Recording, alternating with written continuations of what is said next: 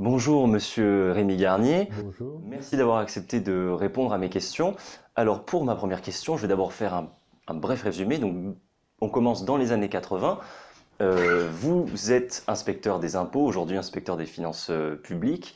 Et si je puis dire, vous excellez dans votre métier jusqu'en 2001. Là, il se passe quelque chose. Vous avez dit vous-même qu'à partir de là, votre hiérarchie vous a considéré non plus comme un inspecteur exceptionnel, mais comme un inspecteur fantaisiste. Alors, expliquez-moi en gros ce qu'il s'est passé à cette époque-là. Comme un paria. Un paria. En 1979, j'ai engagé la vérification d'une union de coopératives qui s'appelle France Prune et qui est le leader du pruneau sur le Lot-et-Garonne. Ça représente à peu près 60% du marché à l'époque. Donc leader et sur la France aussi évidemment, puisque c'est le département du Lot-et-Garonne qui produit le plus de pruneaux d'Agen. Et à la suite de cette vérification, donc, j'ai constaté que des redressements devaient être effectués. Il y avait un système de surfacturation via une filiale. Bref, je passe sur les détails techniques, mais c'était assez flagrant. Et c'est sur ces entrefaites qu'est intervenu Jérôme Cahuzac. Qui était à l'époque... il était député, simple député, j'allais dire. Puisque par la suite il va devenir maire de Villeneuve-sur-Lot, puis président de la commission des finances de l'Assemblée nationale, puis ministre du budget pour finir avant la chute. D'accord. Donc tout se passait bien, Jérôme Cahuzac intervient, il y avait de gros redressements envisageables. Bon, il intervient évidemment à la demande de l'Union de coopératives France Prune. Quand il intervient, c'est-à-dire ? Quand vous dites qu'il intervient, il intervient auprès de la Direction Générale des Impôts, ou même du ministre du Budget de l'époque, du secrétaire d'État au budget, qui à l'époque était M. Christian Sauter. Donc la Direction Générale, le service juridique de la Direction Générale étudie le dossier et rédige un projet de réponse du ministre Sauter aux députés. Alors là, c'est sans appel, je vous lis juste une phrase. En l'état du dossier, sur le plan des principes, je ne puis que vous confirmer l'analyse du service, le service c'est moi, la variation dégressive du taux de marge consenti à la SA Maître Pruny, c'est la filiale de commercialisation de France Prune, en fonction du volume de ses achats auprès de l'Union coopérative, s'inscrit manifestement en contradiction avec les usages commerciaux les plus élémentaires. À cet égard, l'intérêt du groupe ne saurait justifier à lui seul de telles pratiques. Les pratiques, bon, c'est expliqué en termes techniques assez incompréhensibles pour un non-initié. Je vous résume, c'est de la surfacturation pour pomper les bénéfices d'une structure imposable et les amener vers une structure qui a les moyens de ne pas l'être. D'accord, oui. Ok ? Et à la suite de cette lettre, du coup, Alors, là, nous sommes le 3 mars 1999. Voilà le document confidentiel qui m'a été transmis par fuite. C'est le projet de réponse. Autrement dit, le ministre est censé s'appuyer là-dessus pour désavouer le député. D'accord. Ça, c'est en mars. Et donc, qu'est-ce qui se passe ? Alors, bon, pour être plus précis, je suis donc confirmé dans mes conclusions, mais invité néanmoins à affiner le chiffrage. Il y a accord de principe, je suis invité à affiner le chiffrage par des éléments de comparaison extérieurs sur les prix. D'accord ? Ça, c'est en mars. Donc tout va bien. Oui. Sauf que Cahuzac revient à la charge auprès de M. Christian Sauter en juin. Et en juin, alors là, retournement complet de situation, le ministre estime que tous les redressements doivent être abandonnés. Ouais, c'est quand même assez curieux. Oui, en effet.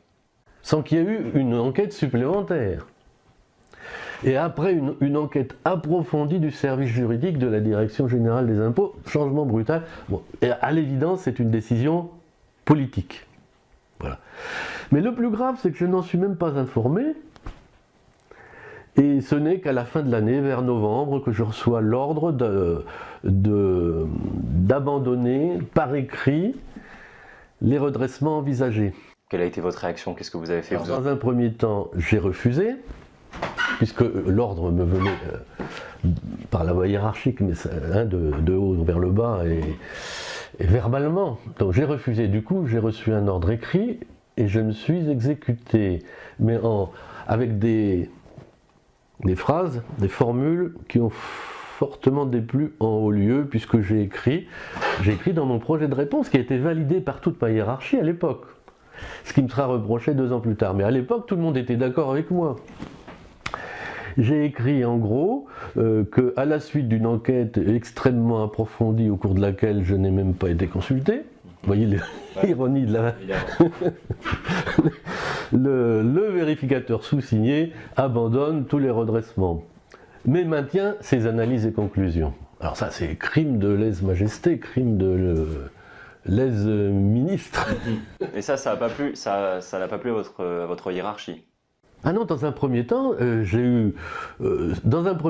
tout s'est bien passé, si vous voulez. J'ai même eu une augmentation de notes, les fonctionnaires sont notés tous les ans, bon, tout allait très bien. Nous sommes en 99, fin 99. 24 décembre, c'est la date d'envoi de ma réponse aux observations du contribuable.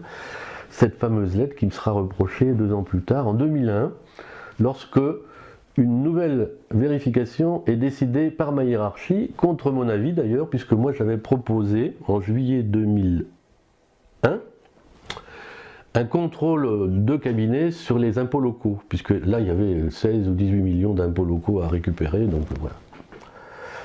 Et l'avocat de France Prune a envoyé une lettre de dénonciation faisant référence à ma réponse antérieure pour alerter ma hiérarchie en disant regardez, Monsieur Garnier c'est un affreux qui refuse d'obéir à son ministre. Alors, c'est faux, j'avais obéi, mais bref.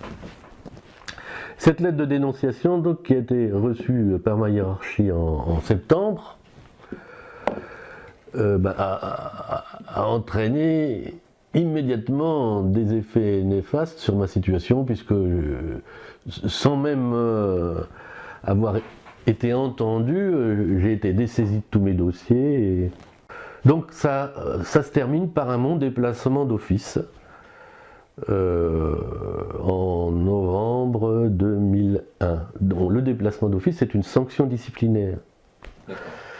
Du coup, après, quelques années plus tard, j'ai introduit un recours devant le tribunal administratif qui a fini par me donner raison et par annuler le déplacement d'office.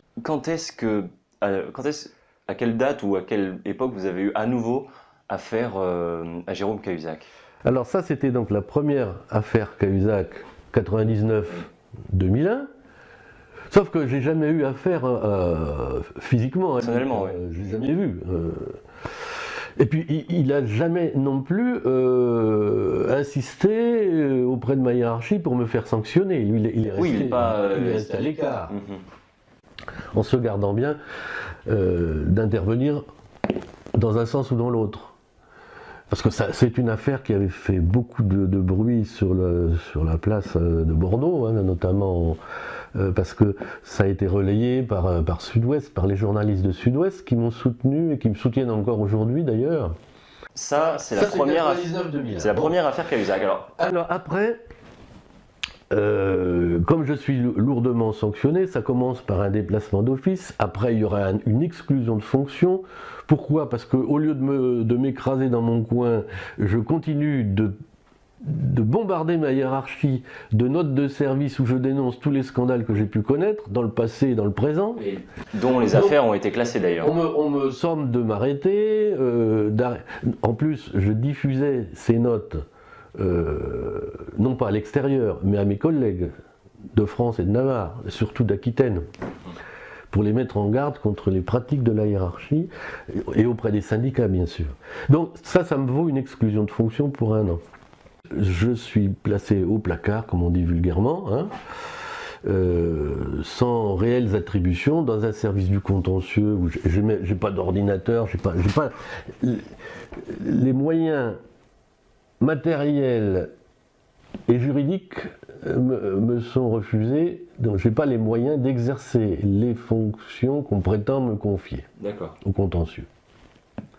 Et ça, c'est le premier placard, j'en connaîtrai 3 après, et toujours pareil, pas d'ordinateur ou du matériel informatique obsolète, pas de commission d'emploi, pas de délégation de signature, enfin bref, je suis un simple grouillot à qui on confie des tâches complètement, peut-être pas inutiles, mais des tâches subalternes. Je reviens à votre question, à partir de quand je suis à nouveau en contact. Au pénal, donc, je prends un avocat qui se trouve être Michel Gonel. Il se trouve que Maître Gonel est un avocat spécialiste du pénal, et donc je le prends comme avocat sur les conseils d'un ami commun. Et là, bon, j'ai plus les dates précises, mais en discutant avec cet ami, j'apprends que Gonel détiendrait un enregistrement faisant état du compte suisse de Jérôme Cahuzac. Un enregistrement, bon, vous connaissez un petit peu l'histoire, c'est un enregistrement accidentel, si on peut dire, non volontaire en tout cas. Et donc là, qu'est-ce qui se passe? J'ai demandé à le voir, à l'entendre. Bon, c'était jamais possible. Ça, c'était en 2003, 2002-2003, que j'entends parler pour la première fois de ce compte suisse. En 2006, lorsque je suis réintégré puis affecté dans un nouveau placard, là on me place au service de la programmation du contrôle fiscal. Service bordelais, entièrement bordelais, mais pour l'occasion, on crée une antenne rien que pour moi à Agen. D'accord. Pour pas que je m'énerve trop, quoi. Pour pas que je me plaigne de harcèlement, justement, ou de discrimination. Donc je suis dans un nouveau placard, c'est-à-dire que je n'ai pas les logiciels, je suis obligé de me battre. Je me bats pour avoir un logiciel qui s'appelle Adonis. C'est un logiciel qui permet de consulter les dossiers fiscaux des particuliers. Voilà. Et donc là, vous cherchez...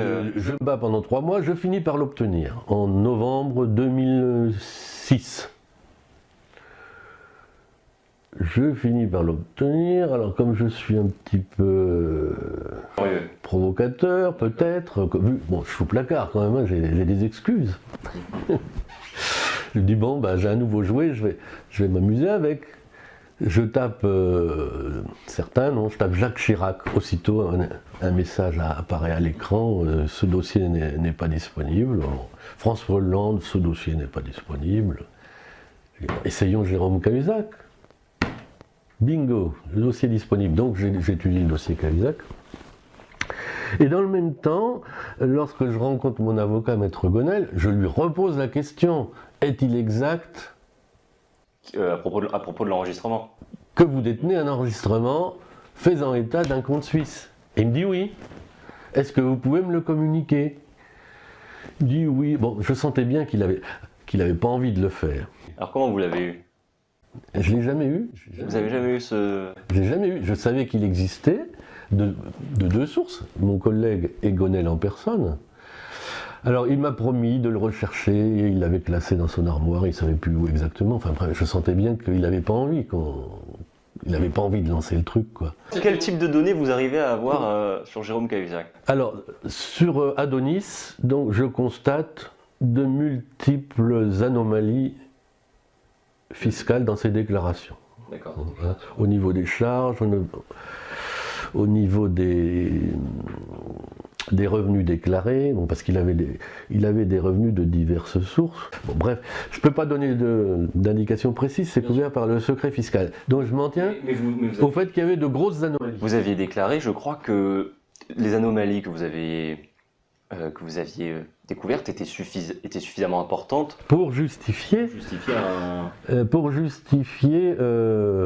un contrôle fiscal approfondi de la part de ma hiérarchie. Ça n'a pas été le cas. Ça n'a pas été le cas.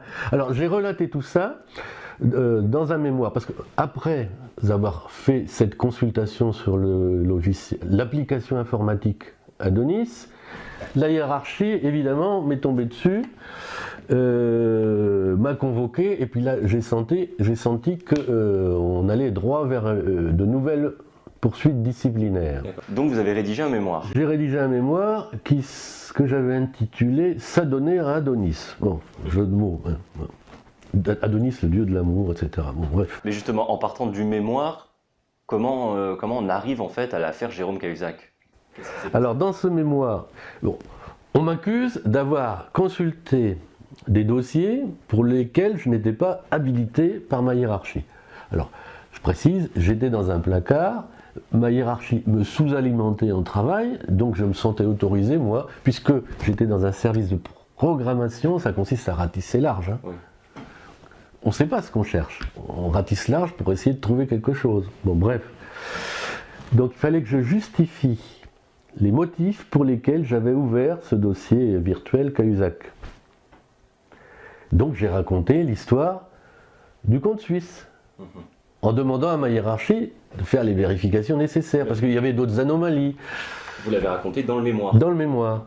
Et dans ce fameux mémoire, j'explique que les deux directeurs, plus une inspectrice principale, plus un autre directeur, bref, que un certain nombre de mes supérieurs plus ou moins directs, pratiquaient, eux, pour de vrai, les fraudes qu'ils me reprochaient, moi, à tort. Donc vous voyez, c'est quand même cocasse. Hein, je me défends en contre-attaquant. C'est ça. Hein, à l'égard de 6 supérieurs, nommément... non, ils ne sont pas nommément désignés, pas dans ce mémoire-là en tout cas. Donc il y a 6 supérieurs, plus un élu local qui est Jérôme Cahuzac. Voilà. Alors, pour Jérôme Cahuzac, j'évoque son passé au cabinet du ministre de la Santé, Claude Évin, ses rapports avec les laboratoires pharmaceutiques, et je fais un lien, si vous voulez, une supposition entre le compte suisse et les 10 rapports avec les labos. Oui. Donc je fais état d'un certain nombre de choses comme ça. Comment est-ce que vous trouvez sur le cas Jérôme Cahuzac avec Adonis, comment ça se transforme en l'affaire Jérôme Cahuzac? Comment Mediapart tombe sur... Enfin, on arrive à sortir ça? Est-ce que vous y êtes lié? Au moment des élections de 2012, bon, au moment des élections législatives, Jérôme Cahuzac est candidat et il est candidat à sa propre succession puisqu'il avait été réélu. Il a été battu en 2002, élu en 2007 et réélu en 2012 comme député de la circonscription de Villeneuve. Et en 2012, en mai, oui, fin mai, le 30 mai je crois, il est venu animer une réunion publique à l'Heure-Octimbaud et je m'y suis rendu, évidemment. Et à cette occasion, il a été interpellé par quelqu'un du public, un militant syndical que je connais bien, sur l'affaire France Prune. Et il a dégagé en touche en disant « Ça tombe bien, Rémi Garnier est dans la salle, il va vous répondre. » Alors moi j'ai répondu, mais en l'attaquant dur. Ouais. En disant « Monsieur Cahuzac, là, cette fois, vous êtes... oui, il avait été nommé ministre du Budget. Il fallait qu'il soit réélu aux législatives pour qu'il soit confirmé dans son poste. Dès les présidentielles gagnées par François Hollande, hein, il a été nommé ministre ou secrétaire d'État, ou ministre délégué au budget. Donc je lui réponds en lui disant « Monsieur Cahuzac, vous êtes ministre délégué au budget, vous êtes le grand patron de l'administration fiscale, vous ne pouvez pas maintenant vous en laver les mains comme Ponce Pilate. Moi je vous demande d'intervenir pour faire exécuter toutes les décisions de justice administrative qui ont été rendues en ma faveur et que toute la hiérarchie fiscale refuse de m'appliquer. » Alors bon, évidemment, c'est dans ce genre de réunion, il n'y a que les convertis qui viennent. Alors ça faisait gros désordre, mon intervention, c'était le vilain petit canard qui venait me troubler. Ouais, la réunion. Donc, il a, pour couper court à cette polémique qui enflait, il a promis publiquement de me recevoir. Et aussitôt, un de de ses sbires dans la salle est venu m'alpaguer pour me dire, voilà, c'était le directeur ou le sous-directeur de cabinet, pour me proposer, prendre mes coordonnées, me proposer un rendez-vous. Et après, j'ai dû me battre pour avoir un rendez-vous, parce que il avait promis, mais sans tenir promesse, hein, c'était juste pour calmer le jeu pendant la réunion. Donc j'ai dû me battre, et j'ai finalement, après m'être acharné, ça a mis des mois, j'ai finalement obtenu un rendez-vous avec Cahuzac en sa mairie de Villeneuve. Et là, il avait une demi-heure à me consacrer, donc je commence à lui expliquer, comme je fais avec vous, là, par le début, par France Prune. Et il m'a interrompu tout de suite en me disant, c'est pas la peine, je connais le dossier. Donc, vous avez raison, mais je n'interviendrai pas. Il est de votre intérêt d'aller en justice. Voilà, et il m'a raccompagné, mais bon, ça s'est passé très courtoisement, et non pas, comme l'ont dit les journalistes, c'était pas... Non, c'est très, très courtois, mais néanmoins, c'était une manière de m'évincer.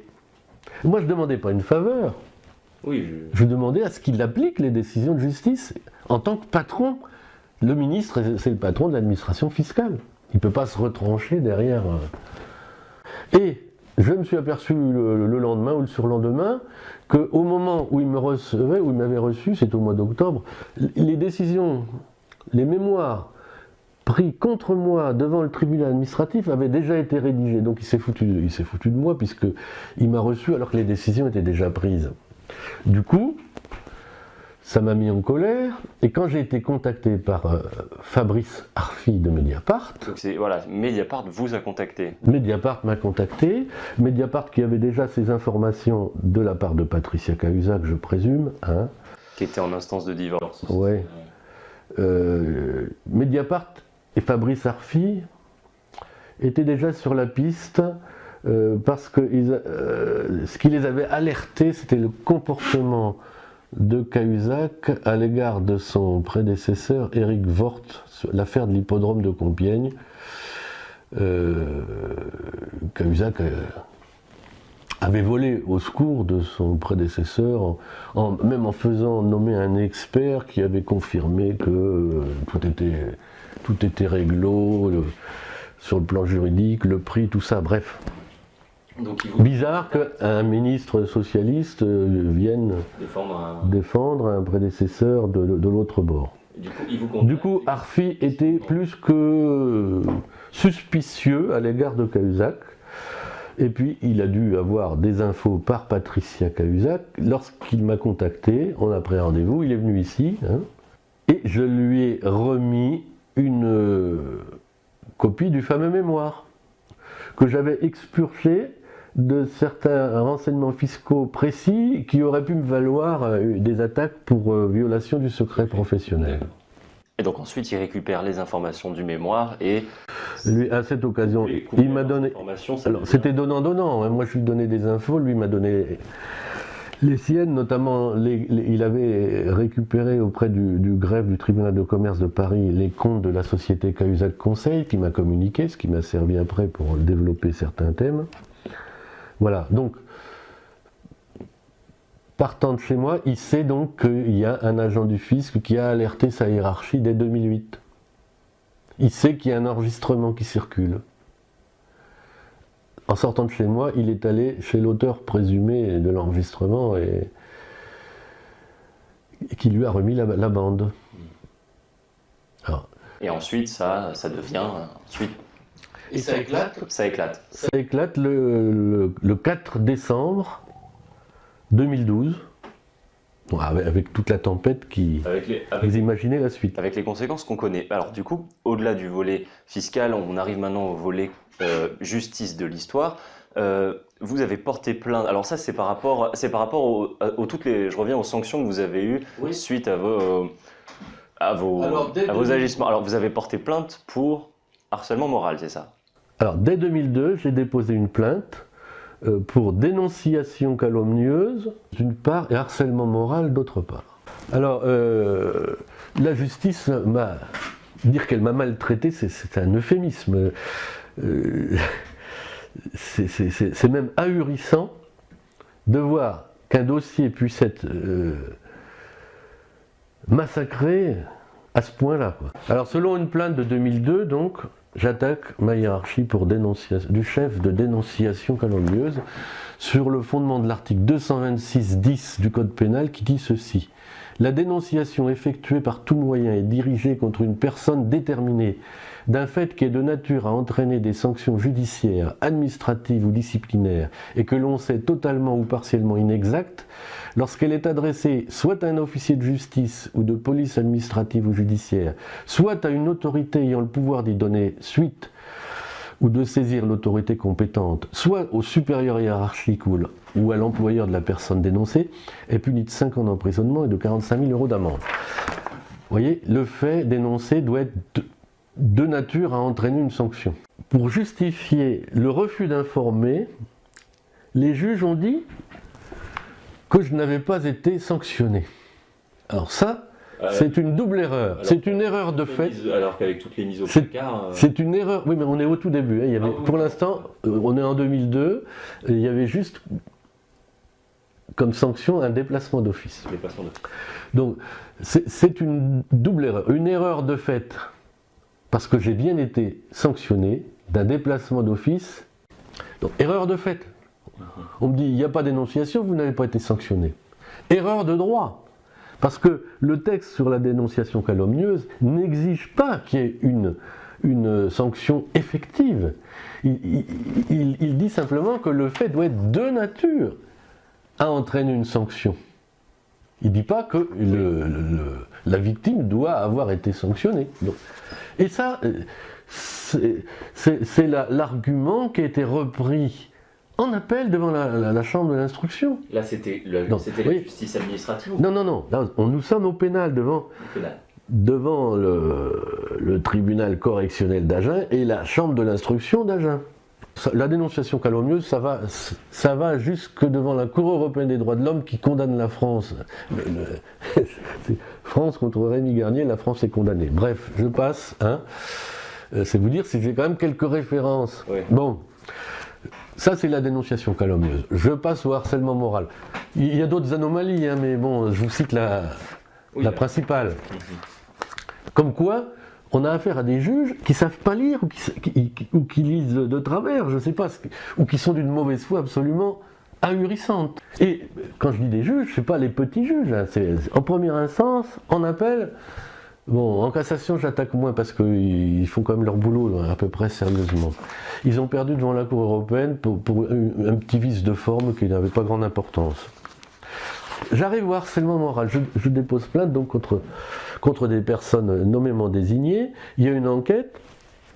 Un juge d'instruction est nommé. Alors là, je vous passe les détails sur les juges, ça traîne, ils se repassent la patate chaude, enfin bref, à chaque fois c'est un nouveau juge qui prend le dossier en main et rien n'avance.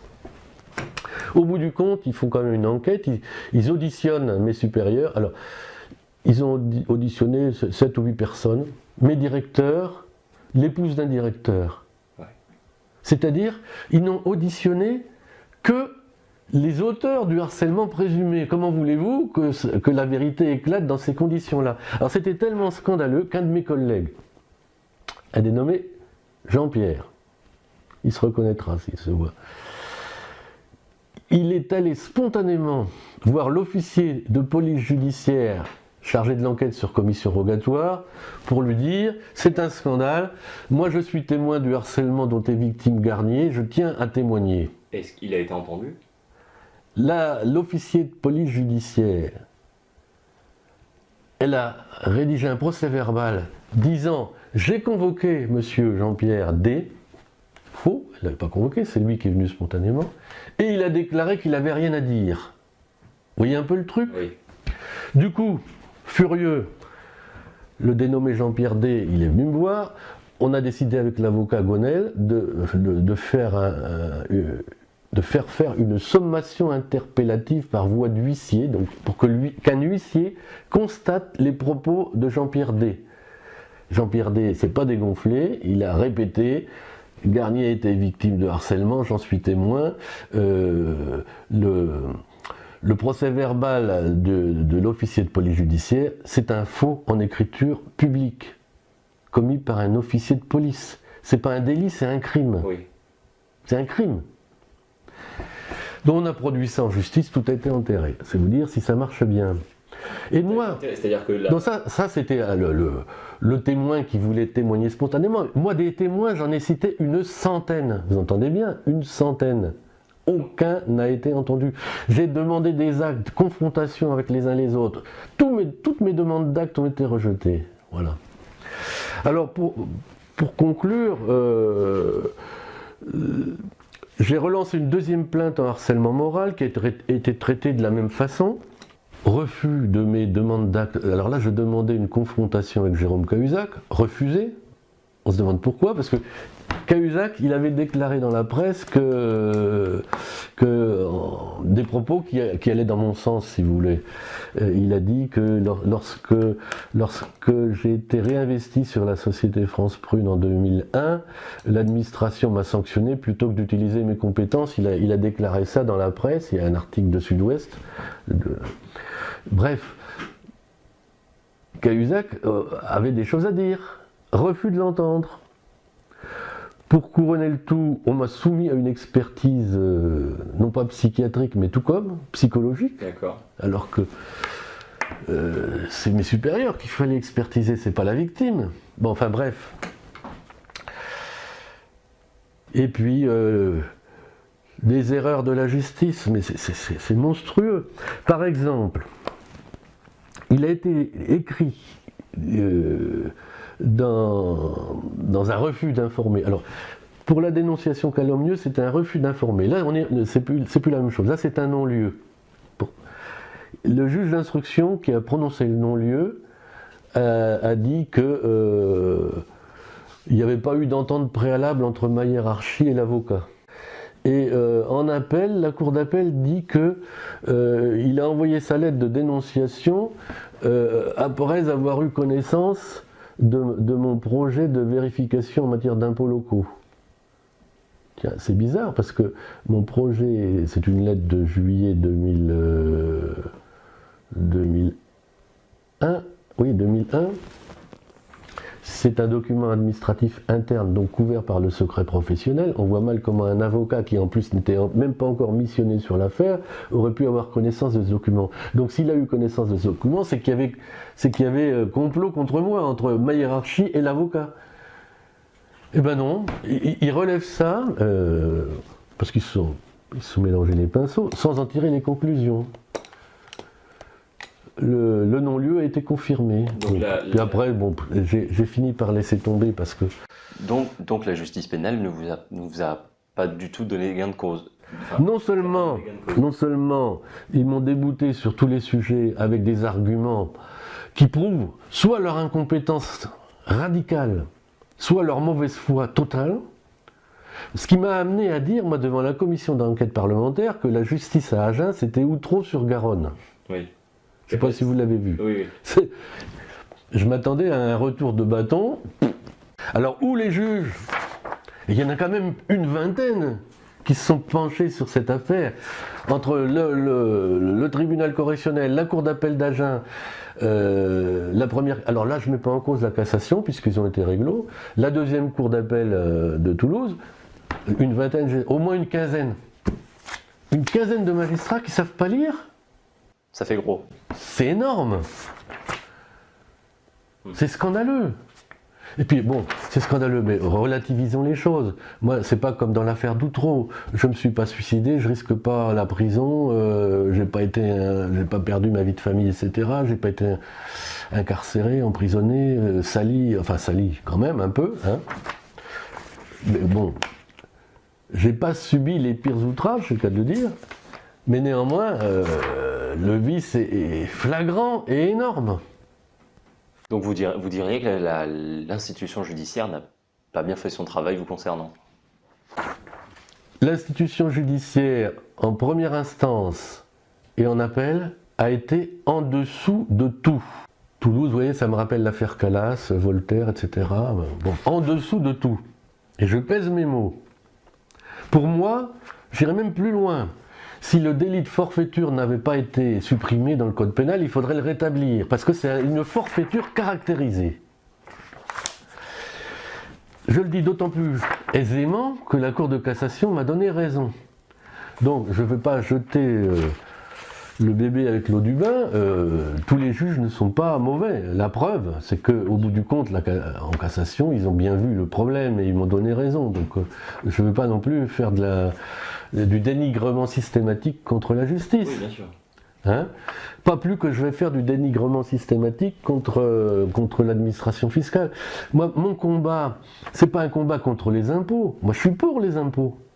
C'est un combat contre les dysfonctionnements et les membres plus ou moins corrompus de la hiérarchie fiscale. Mais dans l'intérêt général, dans l'intérêt du contribuable au bout du compte. Ça, c'est l'aspect justice pénale. Après, il y a eu l'aspect justice administrative. Au niveau justice administrative, je voudrais très brièvement ajouter quelque chose. Comme je vous disais tout à l'heure, j'ai gagné au bout du compte, mais ça n'a pas été facile. Vous avez fait combien de recours en justice administrative? Alors j'ai fait 19 recours devant le tribunal administratif, suivi de 5 recours devant la cour administrative d'appel de Bordeaux. Pour vous donner une petite idée de l'ampleur, si je fais le cumul des recours en justice pénale, contre moi ou par moi, justice administrative à tous les niveaux, recours gracieux devant les politiques ou ma hiérarchie, tout ça, ça représente 323 documents, 2586 pages dactylographiées, avec 1886 pièces jointes. Ça représente près de 15 ans de travail. Pas à temps plein, mais presque. Vous avez finalement été indemnisé pour tout ce qui est préjudice moral et tout ce qui est préjudice de carrière. Oui, alors, j'ai été indemnisé, oui, financièrement. Surtout, le gros intérêt de l'histoire, c'est que toutes les sanctions disciplinaires ont été annulées, y compris l'exclusion de fonction, c'était la sanction la plus grave. Donc j'ai touché une indemnité compensatoire de traitement pour cette année d'exclusion. Ensuite, j'ai touché une première indemnité pour faute lourde de l'administration qui avait appliqué des sanctions disciplinaires abusives, et inappropriées en tout cas. Et puis, pour préjudice moral et préjudice de carrière, si vous mettez ça bout à bout, ça leur a coûté 170 000 € de frais directs. Et je ne parle pas de tous les fonctionnaires qui se sont penchés sur mon dossier pendant 15 ans pour aboutir à quoi? À rien. À se déconsidérer totalement vis-à-vis du public, des contribuables, des entreprises. Or précisément, moi, entre autres, on m'a poursuivi pour abus de fonction. Pour avoir consulté le dossier Cahuzac, c'est un abus de fonction, paraît-il. Ouais. La justice administrative à Bordeaux a décidé que non, que j'avais parfaitement le droit de le faire, d'autant plus que j'étais dans un placard et qu'on ne me donnait pas de boulot, et qu'on ne m'avait pas défini d'axe de recherche, ce qui fait que j'étais censé en trouver moi-même. J'aurais une dernière question, et ça, elle suit celle que je vous ai posée précédemment concernant la justice qui aurait mal ou bien fait son travail vous concernant. Est-ce que vous diriez qu'elle a bien fait son travail sur le cas Jérôme Cahuzac? Donc on rappelle vite fait, rappelons assez brièvement les faits. Il a été condamné à 3 ans de prison ferme, et là... Bon, vous savez peut-être qu'au tout début de l'enquête, j'ai été personnellement interrogé par le parquet national financier, dès le début, c'est-à-dire en janvier 2013. Et j'ai été très favorablement impressionné par ces enquêteurs, et dès le début j'ai été convaincu de leur détermination totale à aller au bout de l'affaire. J'étais persuadé qu'ils n'allaient pas enterrer l'affaire, qu'ils allaient tout faire pour aller au bout. Donc je pense que l'enquête a été bien menée, il n'y a pas eu de magouille, les juges ont fait leur boulot, bon, vous avez vu la procureure Madame Houlette, ainsi que, bon, bref, ils ont été très sévères. Et justement ça... Donc je pense qu'ils ont très bien fait leur travail. Il y a quelque chose justement vous concernant, qui m'a beaucoup surpris ou qui m'a fait m'interroger, c'est en lisant une interview que vous avez donnée donc, pour la revue Sang Froid. où je vous cite, vous dites vous dites à propos, du jugement de la peine prononcée pour Monsieur Cahuzac, vous dites la prison, je n'y suis pas favorable, je crois aux peines de substitution. Pour ceux qui ne sont pas des menaces pour les autres. On me répond parfois que ce serait une justice de classe car les petits délinquants, eux, n'échappent pas à la prison quand ils se font prendre. Je rétorque que je ne suis pas favorable non plus à la prison pour les petits délinquants. Alors, c'est assez étonnant, contrairement, quand on sait toute votre histoire, c'est assez étonnant. Alors, pourquoi J'assume totalement ses propos parce que moi j'aurais préféré qu'on lui infligeât une peine financière, une amende d'1 million d'euros. Je crois que c'était le maximum qu'il aurait pu encourir. Mais 1 million d'euros pour monsieur, 1 million d'euros pour madame. Bon, puis il faut relativiser les choses. On n'est pas face à un crime de sang. Bien sûr. Donc moi je mets une échelle il y a une hiérarchie dans la gravité des infractions. Je ne pense pas que Cahuzac soit un dangereux criminel susceptible de porter atteinte à l'intégrité physique de qui que ce soit. Donc quand on parle de délit financier, vous ne pensez pas qu'il y ait... Enfin, vous dites qu'il n'y a pas besoin d'une incarcération à proprement parler. Là, je me suis prononcé pour le cas de Cahuzac en particulier. Je ne vous dirais peut-être pas la même chose s'agissant du couple Balkany, par exemple. Vous voyez ? Oui. Cahuzac, dans un sens, son tort, c'est d'avoir avoué. Ceux qui n'avouent pas, qui n'avouent jamais, à mon avis, méritent une sanction plus lourde. D'accord. Cahuzac, il a avoué, il a demandé pardon à tous ceux qui l'avaient offensé, sa famille, ses amis politiques, bref. Bon, même si c'était calculé de sa part, je pense que c'est de nature à entraîner un peu plus de clémence dans l'application des sanctions.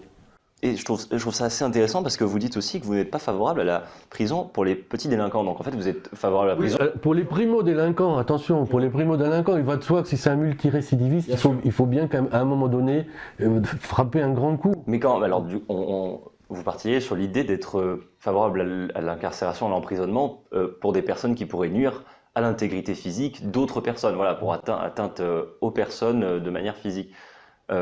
Alors, est-ce que vous pensez que ça pourrait être une piste à étudier, les peines de substitution, pour faire diminuer cette idée de justice à deux vitesses qu'on a pu entendre, qu'on a entendu à l'époque de Cahuzac, comme on a entendu à l'époque de l'affaire Fillon plus récemment. Est-ce que vous pensez que c'est une manière de réduire ces inégalités de justice, de restreindre vraiment l'emprisonnement pour les crimes physiques? Je ne pense pas que dans le cas de Cahuzac, on puisse parler d'un traitement privilégié, parce qu'il est quand même le premier à avoir écopé d'une lourde condamnation. Ah bien sûr. Non mais je dis ça, c'est qu'on a pu... quand l'affaire est sortie sur les réseaux sociaux, les gens se sont déchaînés sur lui et on a beaucoup lu ces termes, justice à deux vitesses, le concernant, de même pour l'affaire Fillon par exemple. C'est une réaction que je comprends très bien parce que c'est vrai, on voit trop souvent des affaires qui sont montées en épingle par la presse et puis après ça se termine en eau de boudin, on ne sait pas ce qu'il advient. Je pense à l'affaire DSK, je pense à la présidente du FMI, je pense au Balkany, je pense à Sarkozy et tant d'autres. On monte tout un flanc, puis après ça fait pchit, comme disait Chirac, il ne se passe rien. Donc ça alimente la suspicion du commun des mortels. Mais pour vous, l'emprisonnement, c'est pas la solution. Moi, je ne vois pas pourquoi Cahuzac paierait pour tous les autres. D'accord. Hein? Ouais. C'est pas le pire. Ce qu'il a fait, c'est pas bien, c'est même très mal, mais c'est pas le pire. Mon propos est mal compris, peut-être, parce que c'est vrai que les gens ont été scandalisés, non seulement par les 600 000 euros qu'il avait détournés, mais après on a appris que c'était bien plus grave que ça. Il y avait 2,5 millions d'euros sur les comptes de madame dans les îles britanniques, là, à l'île de Man, je crois. Oui.